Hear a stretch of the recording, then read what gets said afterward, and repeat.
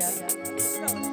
एक दिन, 2 दिन, 20 दिन, 1 साल, 2 साल, 4 साल, 5 साल ना बात हो, बाकी मोहब्बत कब मरेला ना, जीवन में कहीं रही। जौन हमारी ऋतु जी से मोहब्बत हुआ जीवन रही, जौन प्रीति से दुश्मनी हुआ जीवन रही, चाहे प्रेम हो के चाहे दुश्मनी हो के बराबर भरे थे हमारे। बुरा लग जाता है जब आप कुछ मत बोलिए और आगे वाला बोलते जा रहा है, बोलते जा रहा है। जिसको हम इतना मानते हैं फीमेल में चाहे मेल में, जब वो लोग टिप्पणी करते हैं आके तो बड़ा खराब लगता है। बेशक पलट के जवाब मत दीजिए, लेकिन नहीं बोलिएगा ना, वही होता है। तो मैंने किसी को यहाँ पे कोई टारगेट नहीं किया, मैंने अपना गाना गाया है और अभी भी कह रहे हैं कि जीवन में सुखी रहना है तो लोगों के बीच में कुछ भी बोलना बंद कर दीजिए। लोग जो भी लोग है लड़ रहा है वो एक ही है, आज ना कल लोग एक के होई तो लल्ला से कोनो बीचे में आगे राजा बनने से कोनो तारा के कोनो हित ना होई, ठीक नु। जहाँ बड़ा लोगन वही जरा होगा, हमरा के कोनो दिक्कत नहीं की यूट्यूब पर हमरा दुख में नहीं खी रहे, हम खुश बानी अपना जीवन में। 10 रुपया कमा तले नु अपना घरे रह क्योंकि अधीने नहीं खिनू कि फलन वाले जाइए तब हम कार्यक्रम में जाई, ऐसा नहीं खी बानी। 2-4 लोग ही मुझे पहचानते हैं, उतना ही है। मैं हर जगह बैठ के ये नहीं कहती हूँ कि ये मेरा परिवार यादव समाज, ई समाज ऊ समाज, हमरा के नहीं की। हमरा जितना यादव परिवार प्यार करेला उतना ही हमरा राजपूतों परिवार प्यार करेला, उतना ही हमारा अलग अलग। ऐसे कि हमनी में ही है कि हम जिसको मानेंगे दिल से मानेंगे, चाहे वो कोई भी हो। हम रहू संगे गोलू भाई बड़े, रितु जी बड़ी, जख्मी भैया बने, तो सब हमारे परिवार है हुआ। तेरे प्रीतिया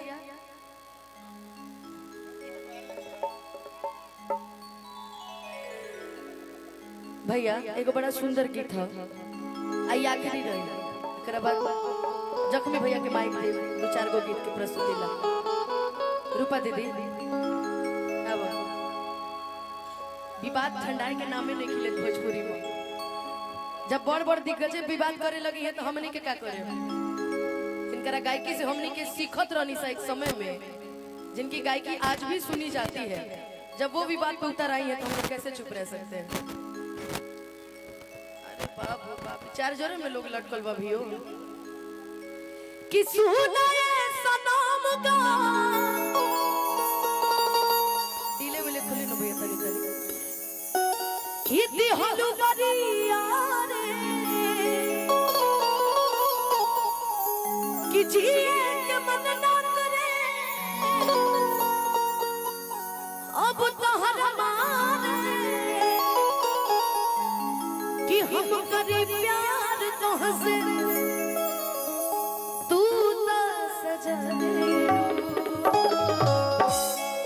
कि हम करे प्यार तोहसे तू तो सजा दे लू। देखा आज के बाद हम तारा के कुछ न कहे, मेरूपा दीदी सॉरी शुरू से मैंने भी कहा है, आदमी देख के हम चिन्हाई भूल जाएंगे। तो हर दिल विचार कतही लगा ले लो, हर दिल विचार कतही लगा ले लो। सुनाए सनम का दिहलु बरिया रे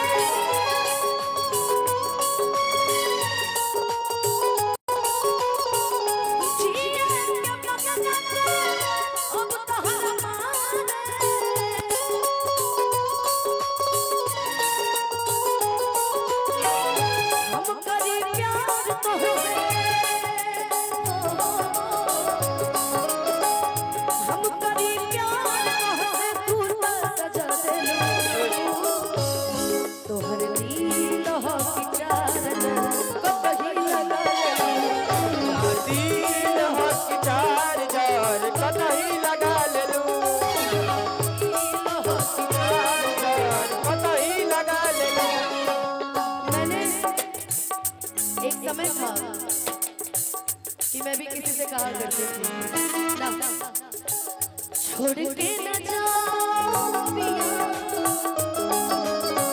छोड़ के न जाओ पिया, तुझको तुझको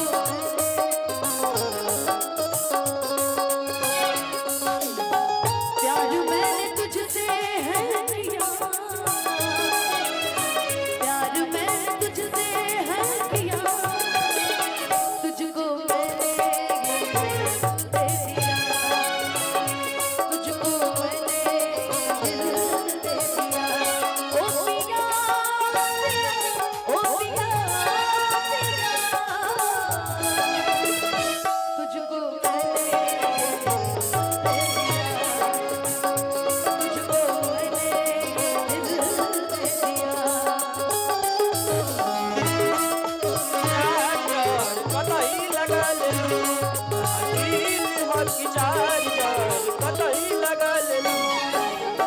और हमें कुल ना कहते भाई बहुत छोट कलाकार बनी ते हमारे भाई होवे नु बस गड़गड़ात रहे हो